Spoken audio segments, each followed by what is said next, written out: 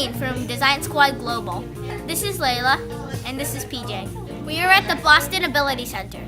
This is Jan. Kids come to our center for physical therapy, occupational therapy, and speech therapy. Today we're designing a device for them. Let me show you these scooters over here.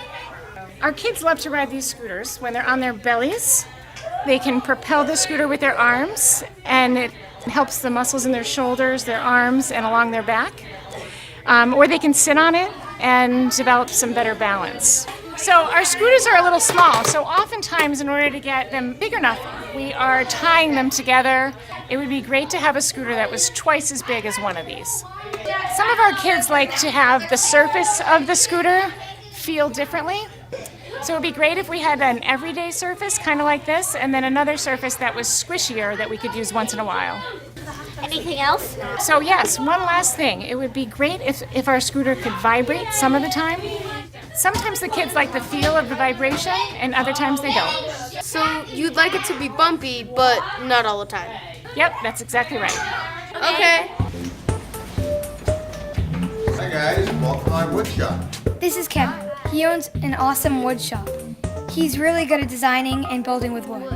Okay, so we should build a rectangular frame. Okay, so we need to find out how long the scooters are going to be because we have to double that. So it's 16 inches long this way.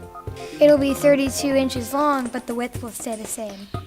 Okay guys, we're going to be working with wood, which of course is different than plastic. So if we had a handle like this in our pieces of wood, it would be very weak.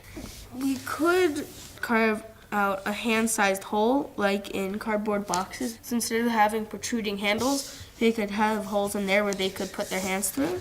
I think maybe the next step in our design process is to get a piece of cardboard that we can cut to these dimensions and start to maybe try to locate our handles in there and see if this is really going to work for us. It's better to start with cardboard because it's much easier to work with than plywood. And if you make a mistake, it's no big deal. Perfect. Here's our template. We're gonna cut it right here. Then we're gonna cut out the handles. Here we go guys.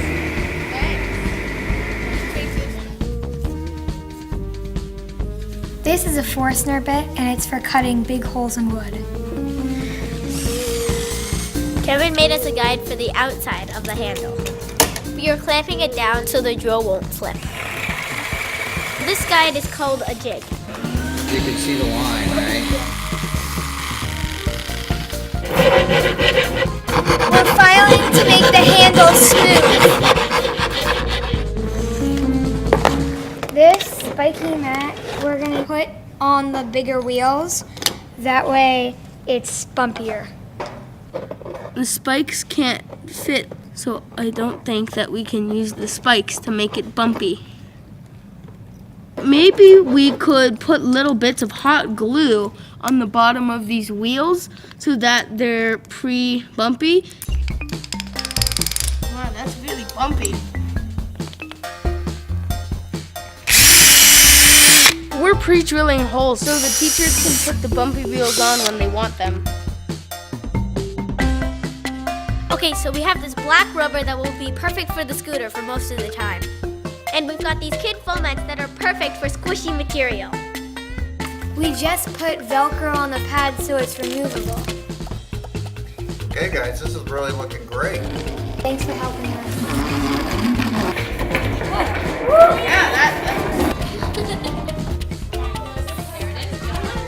Here it is.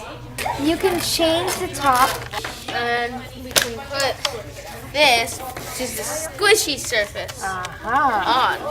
When you want a smooth ride, you keep the normal wheels on, but when you want a bumpy ride, you can attach these bumpy wheels. Awesome, you guys. Let's try it out. I want the wobbly surface, then I want to try the swishy surface. That's me. Now I'm jumping to the squishy surface.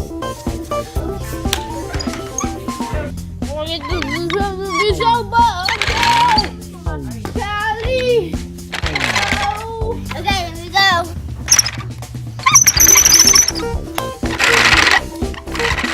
like it. Great. Thank you. You're welcome. So if you guys were to build this again, is there anything that you would do differently? I think that the bumpy wheels could be attached and detached a lot easier and quicker. I noticed that the kids had a little bit of trouble reaching the ground because the scooter's so wide. I think we made it long enough, but I think we made it a little bit too wide. Yeah, those are great ideas, but I still think you guys did an awesome job. It's a great feeling to design devices for kids who need them.